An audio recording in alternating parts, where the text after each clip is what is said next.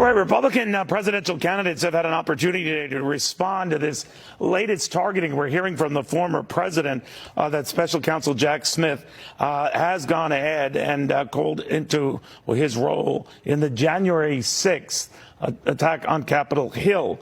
There's a lot of details we don't know. We don't know how this will all pan out. We do know it's the third time we've seen something like this. Republican presidential candidate Vivek Ramaswamy is here. Vivek, what do you make of this?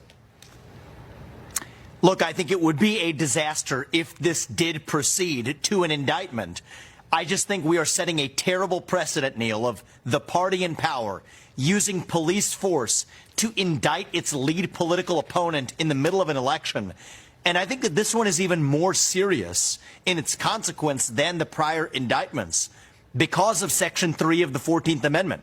I think this is what's actually motivating them in this case. That says that if somebody who has sworn an oath of office is now actually convicted on account of either, let's just say, insurrection or rebellion, those are the words used in the 14th Amendment, they're then ineligible for office. And I think that would be a disaster for the country to literally eliminate a lead political rival in the midst of an election. And I say that as someone who is running against Trump. So it would be easier for me if Trump were eliminated, but that's not the outcome that I want to see because I don't think that will be good for the country, Neil. Nevertheless, that's very different, Vivek, no offense, to how you sounded days after the attack on the Capitol when you said or tweeted, I believe, what Trump did last week was wrong, downright abhorrent, plain and simple. I've said it before. You went on to say that Trump's egregious behavior blinds us from seeing that big tech's cure is worse, makes for a winning game for China in the long run when you talked about whether they were fairly dealing with this, fairly dealing with both sides on this. I'm just wondering what changed. Yeah. Actually, nothing changed, Neil. I've been very consistent at every step, including in the video that I put out today, that I would have made different judgments than Donald Trump did on January 6, 2021. No. At the time you said what Trump did an election was wrong. Against him. What he did then was wrong. Absolutely, he was unequivocal. Wrong. And Neil, this is... And I'm unequivocal today that there's a difference between doing something wrong, as he did, versus doing something that is illegal.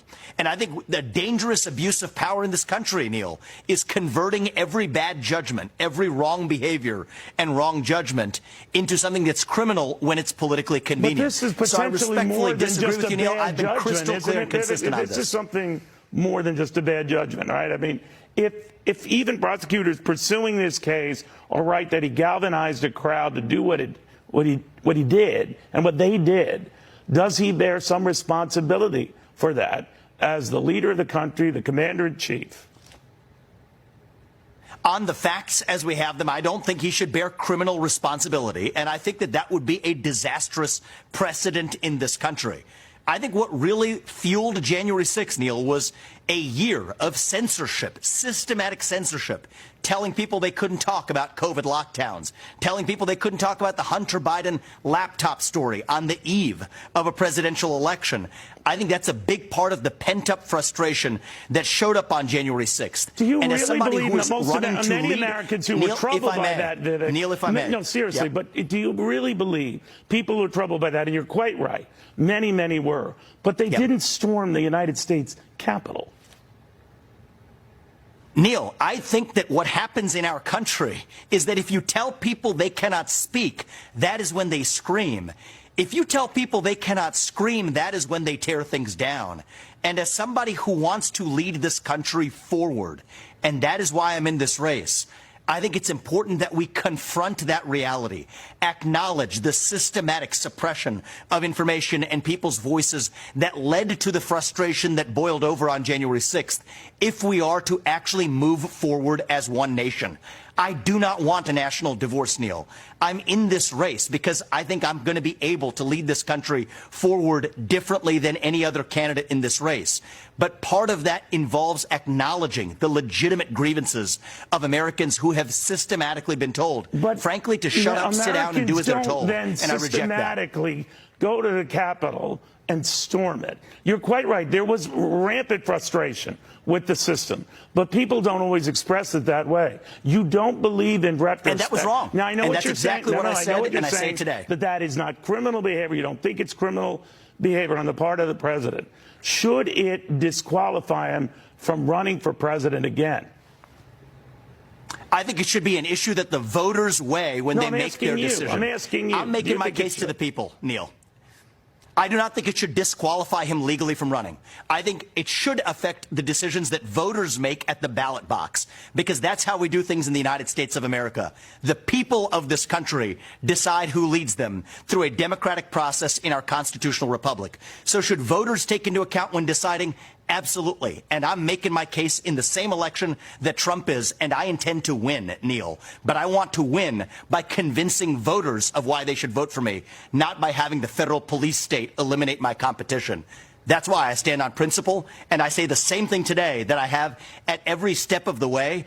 You know what? Right after January 6th, I published it in the Wall Street Journal, making the case that censorship was responsible for what happened. 3 advisors to my company resigned. So, yes, it has been at considerable personal risk, too, Neil, that these are touchy subjects, but I believe it is important but you've to also speak been the truth on record, without apology. Vivek, you've also been on record as saying that you would pardon the president should he assume or you assume office. Do you still stand by that? Because I would, there are a lot of people who do not like what went down and don't think you're in a position, should become president, to go ahead and pardon him. I don't like what went down, Neil, but what I really care about is moving our country forward.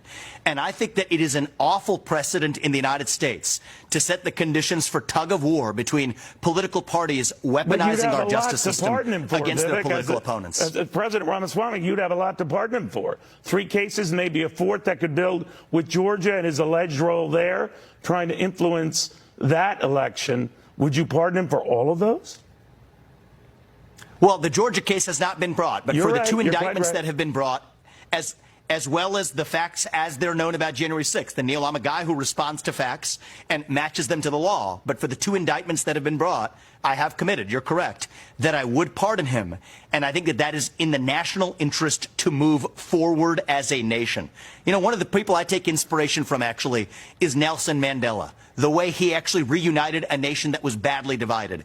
If his task was so great and he was able to achieve it, I think the next U.S. president can rise to the occasion to bridge the divide between this country as well. But it is going to require putting principle over self-interest. And that's what I'm doing as a candidate. There are other candidates in this field that would like to see Trump eliminated. I want to win this election, but I'm not one of them that wants to win that way. I want to win by convincing the voters. All right. We'll see what happens with this case and if anything happens on Georgia. Vivek, very good seeing you again. Thank you very much.